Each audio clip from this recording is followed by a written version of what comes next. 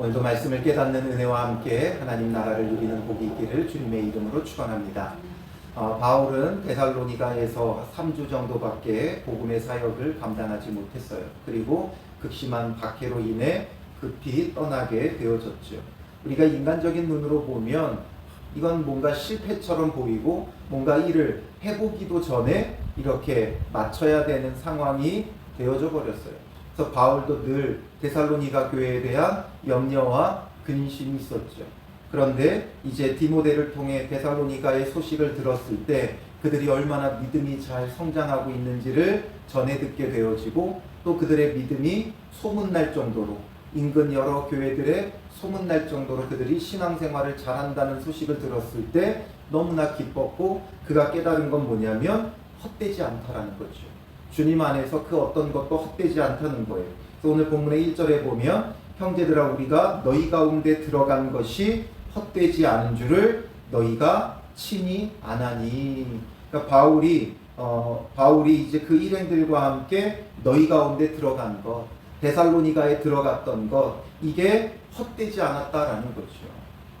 우리가 보기에는 헛된 것처럼 보여졌어요. 3주밖에 복음을 전하지 못했고 극심한 반대와 박해로 인해 떠날 수밖에 없었기에 뭔가 제대로 해보기도 전에 쫓겨나서 헛되다 여겨지지만 바울은 이게 헛되지 않다라는 것을 깨달은 거예요.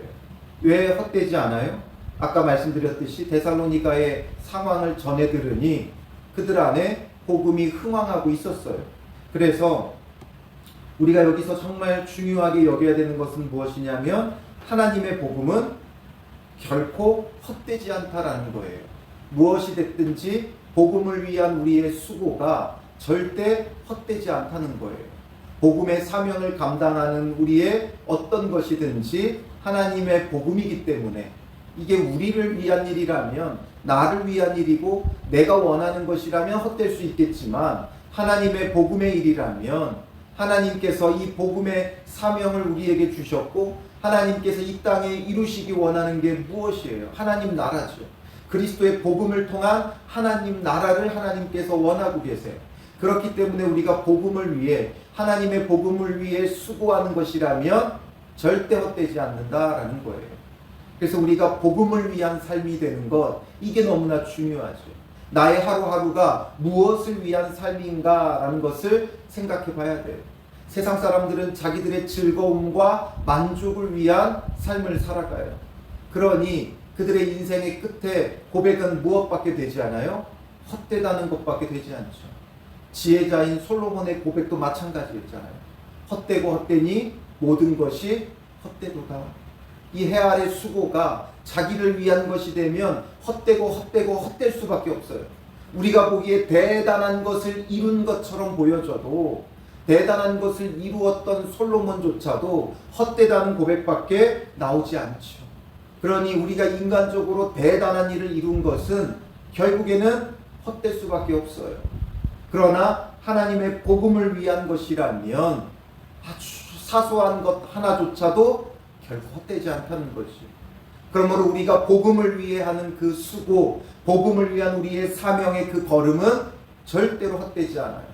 그렇기 때문에 우리가 그 사명감을 가지고 오늘 하루를 살아가야 되겠죠. 내게 주어진 삶의 자리, 내게 맡겨진 일들, 또 내가 해야 될 것들, 내 눈에 보이는 일들, 이런 것들을 할 때 이것이 티나지 않는다 할지라도 티나지 않는 그 일에도 하나님께서는 헛되지 않게 하신다라는 거죠. 그래서 너희가 아는 바와 같이 2절에 보면 우리가 먼저 빌립보에서 고난과 능욕을 당하였으나 우리 하나님을 힘입어 많은 싸움 중에 하나님의 복음을 너희에게 전하였노라. 하나님의 복음을 이렇게 전했다라는 거죠. 우리의 권면은 간사함이나 부정에서 난 것이 아니요 속임수로 하는 것도 아니라. 이 지금 그들의 수고가 헛되지 않는 중요한 이유 두 가지가 있어요. 첫 번째는 하나님의 복음이기 때문에 헛되지 않고, 두 번째는 3절에 우리의 권면은 간사함이나 부정에서 난 것이 아니요 속임수로 하는 것도 아니라. 그러니까 그 바울과 그의 일행들이 권면하며 복음을 전한 것이 어떤 간사함, 부정, 그런 데서 난 것이 아니고 속임수로 하는 것도 아니고 무엇 때문이에요? 4절에 오직 하나님께 옳게 여기심을 입어 복음을 위탁받았으니 되어 있죠. 하나님께 옳게 여기심을 얻어 입어 복음을 위탁받은 자기 때문에 그래요. 그러니 이 수고가 헛되지 않죠. 하나님 앞에 옳게 여기심을 입어서 복음을 위탁받았다. 이 하나님의 복음을 위탁받은 자가 누구냐에 따라 달라요. 하나님의 복음을 위탁받은 자가 하나님 앞에 옳게 여기심을 얻지 못하는 자라면, 즉 간사함과 부정으로 속임수로 하는 자들이 있죠. 겉으로는 거룩한 척 하나님의 복음을 위한 척하지만 속에는 뭐예요? 겉으로는 양인 척하지만 속에는 늑탈하는 일이 된 거죠.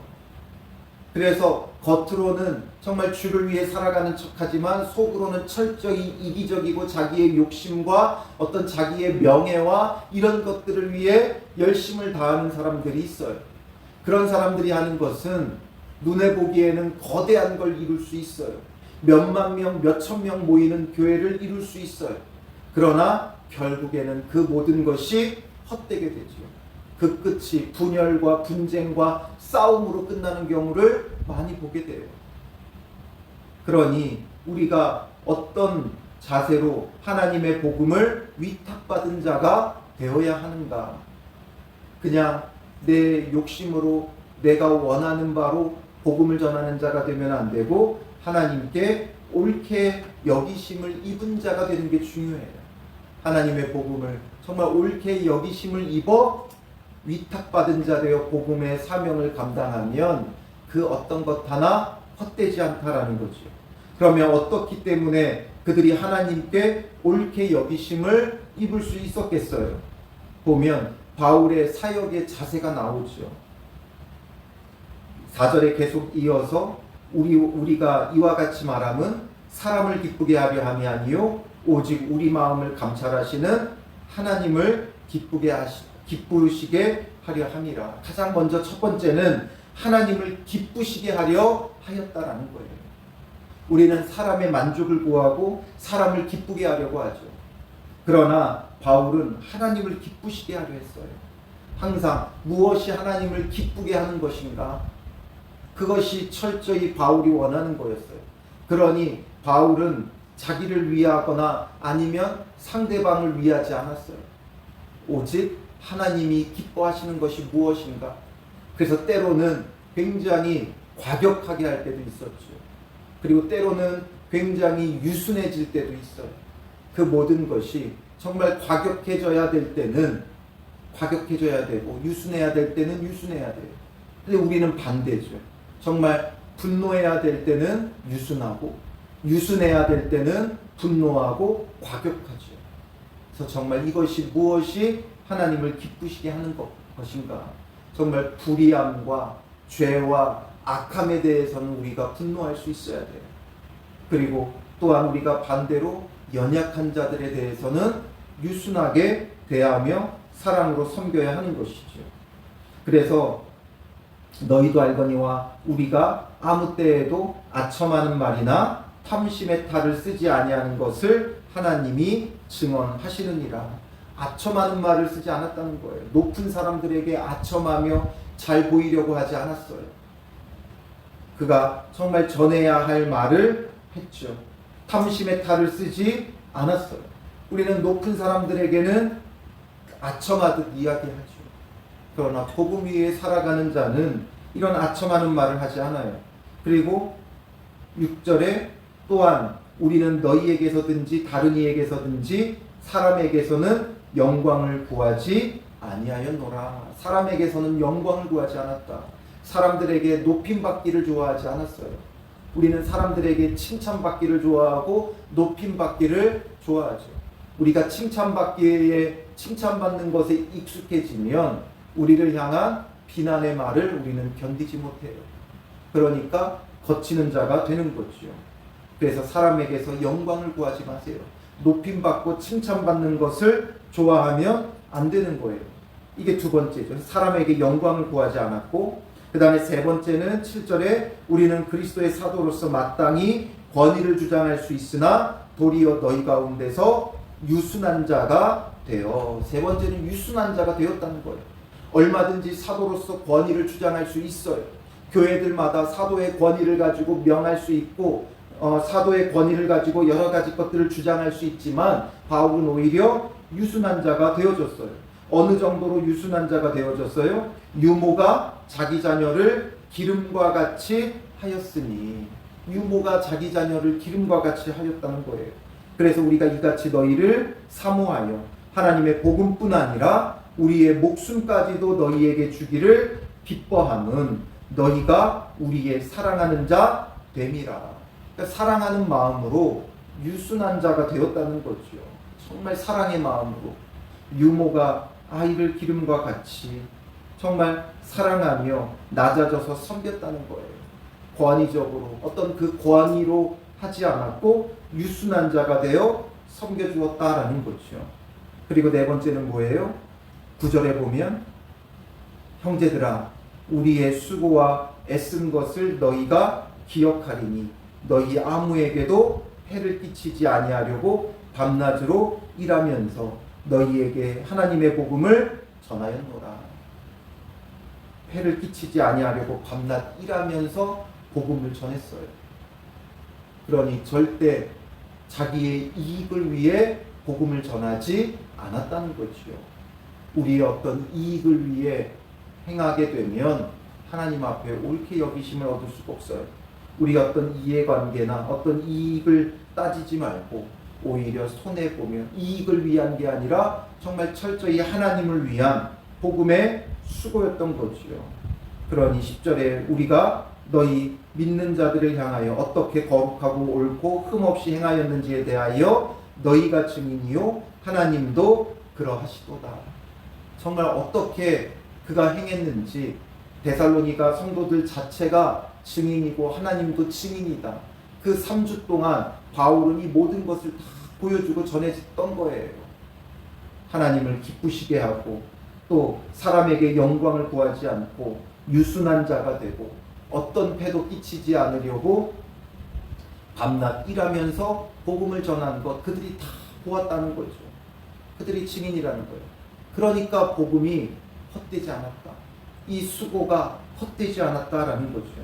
너희도 아는 바와 같이 우리가 너희 각 사람에게 아버지가 자기 자녀에게 하듯 권면하고 위로하고 경계하노니 이는 너희를 부르사 자기 나라와 영광에 이르게 하시는 하나님께 합당히 행하게 하려 함이라.